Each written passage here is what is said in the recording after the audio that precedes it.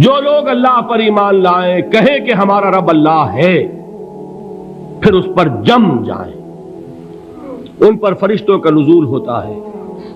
نہ کوئی غم کرو نہ خوف، خوشیاں مناؤ جنت کی جس کا تم سے وعدہ کیا گیا تھا۔ اللہ کی ربوبیت پر اطمینان جب انسان کو ہو جاتا، میرا رب اللہ ہے، ربی اللہ، انسان کے لیے نہ کوئی کھٹکا، نہ کوئی خطرہ، نہ کوئی خوف، نہ کوئی حزن۔ جو کچھ ہو رہا ہے کس کے اذن سے ہو رہا ہے؟ اللہ کے اذن سے۔ اللہ کے اذن کے بغیر پتہ تک نہیں ہلتا۔ یہ کوئی اندھا بہرا مادہ نہیں ہے جس سے مجھے کوئی خوف ہو۔ اندھا بھینسا چلا آ رہا ہو، اس سے تو ڈرنے کا ہر انسان کو ڈرنا چاہیے، نہ معلوم کس کو ٹکر مار دے۔ لیکن نہیں، اس کائنات کو چلانے والا ایک سمیع و بصیر خدا ہے، وہ جو میرا دوست ہے، میرا ولی ہے۔ اللہ ولی الذین آمنوا یخرجہم من الظلمات الی النور۔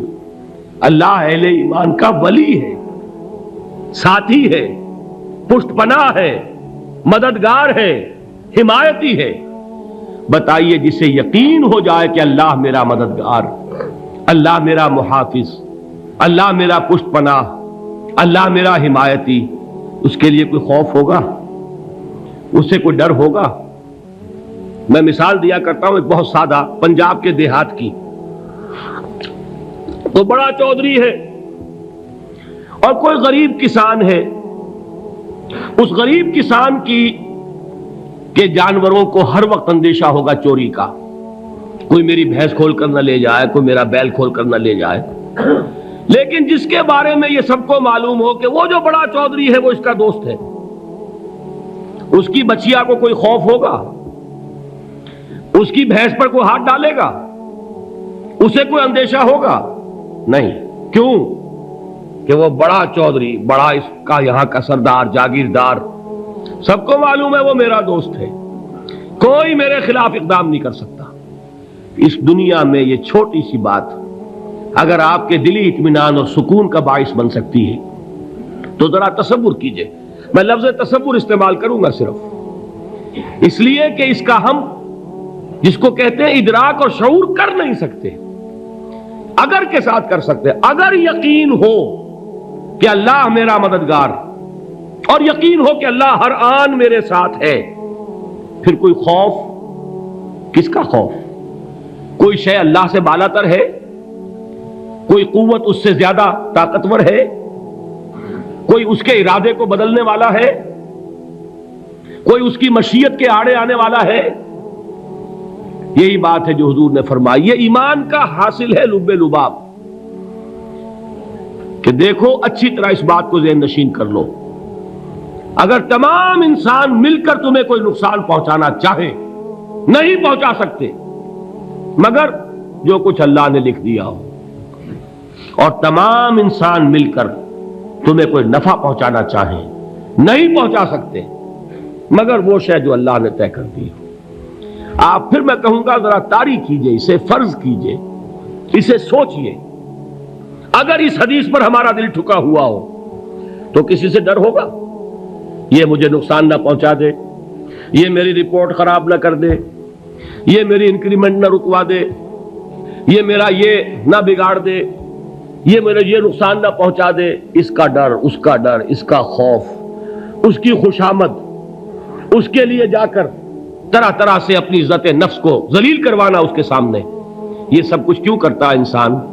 جب سمجھتا ہے کہ اس کے ہاتھ میں میرا کوئی نفع ہے، اس کے ہاتھ میں میرے لیے کوئی ضرر ہے، یہ مجھے کوئی گزن پہنچا سکتا ہے، یہ مجھے کوئی نقصان پہنچا سکتا ہے، یہ میرا کوئی کام بنا سکتا ہے، یہ میری کوئی ضرورت پوری کر سکتا ہے، اسی کا نام شرک ہے۔ جہاں آپ نے یہ سمجھا کہ غیر اللہ کے اندر کوئی طاقت موجود ہے، وہی شرک ہے۔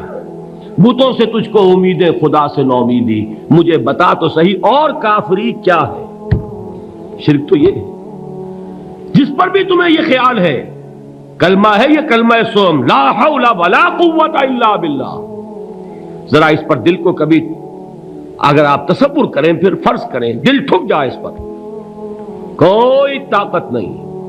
یہی بات تھی جو شیخ عبد القادر جیلانی رحمۃ اللہ علیہ نے اپنی وصیت میں اپنے بچے سے کہی. 11ویں دینے والے ہیں، لیکن حضرت شیخ عبد القادر جیلانی کی وصیت اور تعلیمات کو کتنے لوگ ہیں کہ جانتے ہو؟ یہ جن مقامات تک پہنچے ہیں وہ کس چیز کی بدولت پہنچے؟ انہوں نے جو پیغام دیا وہ کیا تھا؟ اے میرے بچے، جس طریقے سے قرآن مجید میں حضرت لقمان کی نصیحتیں جو ہے نقل کر دی گئی ہیں، میں یہ عرض کروں گا بالفرض اگر قرآن حضرت عبد القادر جیلانی کے بعد نازل ہوا ہوتا تو شیخ عبد القادر کی یہ نصیحتیں بھی قرآن میں درج ہوتی. اتنی اونچی نصیحتیں ہیں. اے میرے بچے، اس حقیقت کو ذہن نشین کر لے، لا فاعل فی الحقیقت ولا مؤثر الا اللہ. اس کائنات میں نہ کوئی فاعل حقیقی ہے نہ مؤثر حقیقی ہے سوائے اللہ کے. کسی شے میں کوئی تاثیر نہیں اگر اللہ نہ چاہے. آگ جلا نہیں سکتی اگر اللہ نہ چاہے. پانی ڈبو نہیں سکتا اگر اللہ نہ چاہے. زہر ہلاک نہیں کر سکتا اگر اللہ نہ چاہے. کوئی چیز فائدہ نہیں پہنچا سکتی اگر اللہ نہ چاہے. تو در در پہ کیوں سر جھکاتے ہو؟ در در پر کیوں جبیں سائی کرتے ہو؟ سب کے سامنے کیوں ہاتھ پھیلاتے ہو؟ ایک اللہ سے مانگو، ایک اللہ کے سامنے زمین پر اپنی جبین رکھو. لا فاعل فی الحقیقت ولا مؤثر الا اللہ. نظر آتا ہے ہمیں کہ پانی پیاس بجھا دیتا ہے. پیاس بجھانے کی صلاحیت پانی میں نہیں ہے، اللہ کے اذن سے. کھانا بھوک مٹا دیتا ہے. بھوک مٹانے کی صلاحیت کھانے میں نہیں ہے، اذن رب میں ہے. دیکھیے یہی یقین تھا. حضرت موسیٰ علیہ السلام کا واقعہ یاد کیجئے. سامنے سمندر آ گیا ہے، قوم دیکھتی ہے پیچھے کہ گرد و غبار کا طوفان ہے. معلوم ہوا کہ فرعون اپنے لشکر سمیت آ گیا ہے. لشکر جب چلتا تھا تیز رفتاری کے ساتھ تو گرد و غبار کا جو طوفان اٹھتا تھا اس کا تصور کیجیے. اور لمحہ بلمحہ وہ قریب آ رہا ہے. پوری قوم نے کیا کہا؟ اے موسیٰ انا لمدرکون، اے موسیٰ ہم کو پکڑے گئے. قرآن مجید نے تو یہاں وہ باتیں نہیں لکھی ہیں، لیکن تورات میں یہ درج ہے کہ بنی اسرائیل جھگڑنے لگے، دست و گریبان ہو گئے موسیٰ کے ساتھ. موسیٰ ہمیں یہاں مروایا لا کر، اس سے تو ہم ہی بہتر تھے.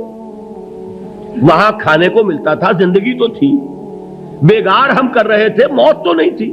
اب جو کچھ ہوگا اس کا تصور کرو، جس طریقے سے ہمارے ٹکڑے اڑائے جائیں گے. تو لڑ رہے ہیں حضرت موسیٰ علیہ السلام سے. یہ تورات کی تفصیل ہے. قرآن میں صرف اتنا آیا ہے، پریشان ہو کر انہوں نے کہا انا لمدرکون، موسیٰ ہم تو پکڑے گئے. اس وقت موسیٰ کا جواب کیا ہے؟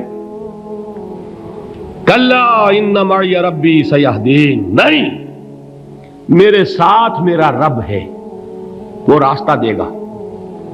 بتائیے کہاں راستہ نظر آ رہا ہے؟ یہ ہے ایمان بالغیب. راستہ نظر نہ آئے تب اللہ پر یقین ایمان ہے. جیب میں پیسے ہوں اور تب دل کو اطمینان ہے تو ایمان کس پر ہوا؟ پیسے پر، اللہ پر نہیں. جب وسائل و ذرائع نہ ہو اور پھر یقین ہو کہ اللہ مسبب الاسباب ہے، وہ اسباب کا پابند نہیں ہے، وہ اسباب کا محتاج نہیں ہے، اسباب اس کے محتاج ہے. اگر یہ یقین ہے تو اللہ پر ایمان ہے. یہ نہیں ہے تو تمہارا ایمان اسباب پر ہے، وسائل پر ہے، ذرائع پر ہے، مادیات پر ہے، اللہ پر نہیں. اس وقت کہاں راستہ تھا؟ کوئی راستہ تھا؟ سمندر ہے اور ادھر سے لشکر آ گیا ہے. کلا ان معی ربی سیہدین. اب دیکھیے ایمان کہہ دینا آسان ہے، ہوا معکم اینما کنتم، جہاں کہیں بھی تم ہوتے ہو اللہ تمہارے ساتھ ہوتا ہے. لیکن اس کا یقین قائم ہو جائے تو زمین و آسمان کا فرق واقع ہو جائے. یہی بات ہوئی حضور کے ساتھ. غار ہے، چھپے ہوئے ہیں محمد الرسول اللہ اور آپ کے وہ یار غار ابو بکر صدیق رضی اللہ تعالی عنہ. اقبال نے حضرت ابو بکر کی شان میں چند اشعار کہے صرف، لیکن واقعہ یہ ہے کہ بھاری بھاری نظموں پر اور قصیدوں پر بھاری ہے. طویل ترین نظمیں اور قصیدے ہوں ان پر بھاری ہے. ہمتیں ابو بکر کی ہمت جو ہے کشت ملت را چو ابر، جیسے بارش سے کھیتی اپجتی ہے، ابو بکر کی ہمت اور عزیمت اس امت کو اسی طرح سینچنے والی ہے۔ ثانیے اسلام و غار و بدر و قبر، وہ دوسرے تھے اسلام میں، دوسرے پہلے کون تھے؟ انا اول المومنین، حضور فرماتے ہیں سب سے پہلا ایمان لانے والا میں، دوسرے ابو بکر۔ ویسے ہمارے ہاں یہ چلتا ہے اختلاف، حضرت علی پہلے ہیں کہ حضرت ابو بکر پہلے ہیں، لیکن اس میں بڑی خوبصورت تطبیق قائم کی ہے علماء نے، اور بہت صحیح ہے۔ چار کے بارے میں فیصلہ ہی مت کرو کہ کون پہلے ہے، ان کی ایک عجیب تقسیم کر دی ہے۔ آزاد مردوں میں، بالغ مردوں میں سب سے پہلے ابو بکر، بچوں میں سب سے پہلے علی، خواتین میں سب سے پہلے خدیجہ، اور غلاموں میں سب سے پہلے زید ابن حارثہ۔ بڑی پیاری تقسیم ہے، یہ چاروں ہی پہلے ہیں، ہر ایک کے لیے اولیت ہے۔ اور واقعہ یہ ہے کہ اگر زمانی اعتبار سے تعین ہوگا تو پہلے خدیجۃ الکبریٰ آئیں گی رضی اللہ تعالی عنہ، کسی اور سے بات کرنے کی نوبت بعد میں آ سکتی ہے، پہلے تو اہلیہ محترمہ سے بات ہوئی، آتے ہی پہلی وحی ہوئی ہے، ابھی تبلیغ کا حکم نہیں تھا، کس کو بتایا واقعہ؟ ابھی اپنی نبوت کی تبلیغ کا تو حکم ہی نہیں آیا، واقعہ کس کا ہے؟ وہ خدیجہ کا ہے۔ جب کہا ہے کہ خشیت علی نفسی، مجھے اپنی جان کا اندیشہ ہے، تو کیا جواب دیا خدیجہ نے رضی اللہ تعالی عنہا؟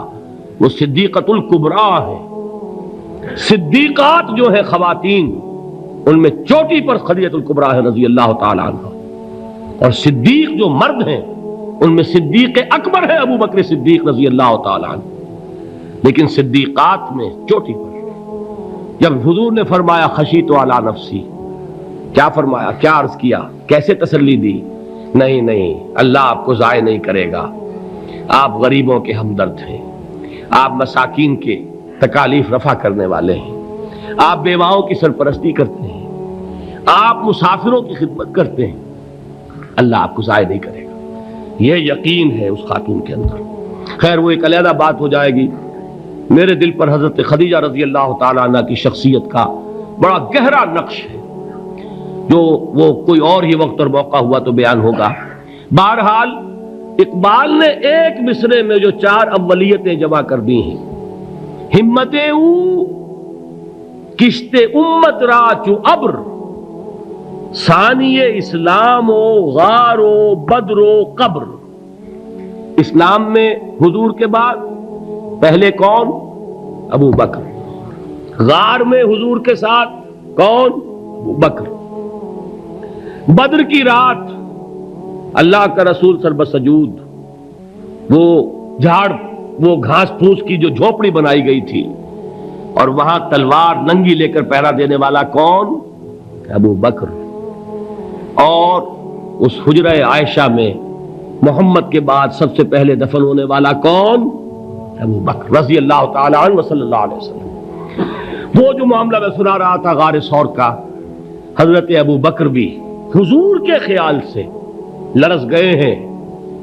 آپ کو یاد ہوگا کہ جا کر پہلے تمام جتنے سوراخ تھے انہیں بند کیا ہے، ایک سوراخ رہ گیا تھا جس کو بند کرنے کے لیے کوئی کپڑا نہیں تھا، وہاں اپنی ایڑی رکھی ہے، تب کہا ہے حضور سے تشریف لائیے، اور اپنے زانو پر حضور کو لٹایا ہے، اور وہاں کسی موذی جانور نے کاٹا ہے، حضور کی آنکھ لگ گئی تھی اس وقت، اس بل کے اندر جو بھی بچھو ہے کیا ہے واللہ عالم، اس نے کاٹا ہے، اس کی تکلیف کی وجہ سے ابو بکر کی آنکھوں سے آنسو ٹپک گئے، حضور کے چہرے مبارک پر پڑے ہیں، تو حضور جاگے ہیں، معاملہ کیا ہے؟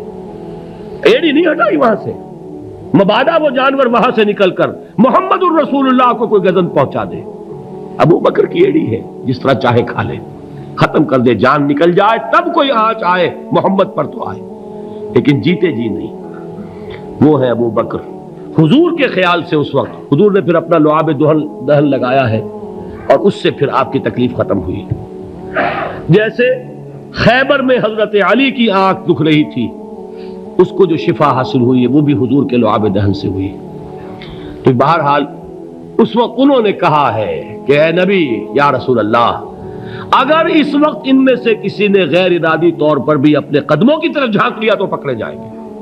کیا جواب تھا اللہ کے رسول کا؟ لا تحزن ان اللہ معنا، اللہ ہمارے ساتھ ہے، کیوں گھبراتے ہو ابو بکر؟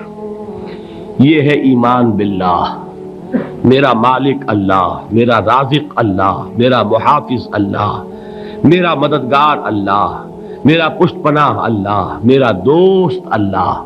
یہ دوستی ہے اللہ کی جو لب لباب ہے، حاصل ہے ایمان کا، اسی کا نام ولایت ہے۔ اولیاء اللہ کے سروں پر سینگ نہیں ہوتے، جس کے دل میں ایمان راسخ ہو چکا ہو وہی اللہ کا ولی ہے، جسے اللہ پر یقین ہو چکا ہے وہی اللہ کا ولی ہے، جسے یقین ہے اللہ میرے ساتھ ہے، میرا مددگار، میرا پشت پناہ، میرا ساتھی، میرا دوست، میرا محبوب، میرا محب۔ اللہ اہل ایمان سے محبت کرتا ہے، واللہ یحب الصادقین، ان اللہ یحب الذین یقاتلون فی سبیلہ صفا کانہم بنیان مرصوص۔ اللہ محبت کرنے والا، اہل ایمان محبوب، اور اہل ایمان محبت کرنے والے اللہ محبوب۔ والذین آمنوا اشد حبا للہ۔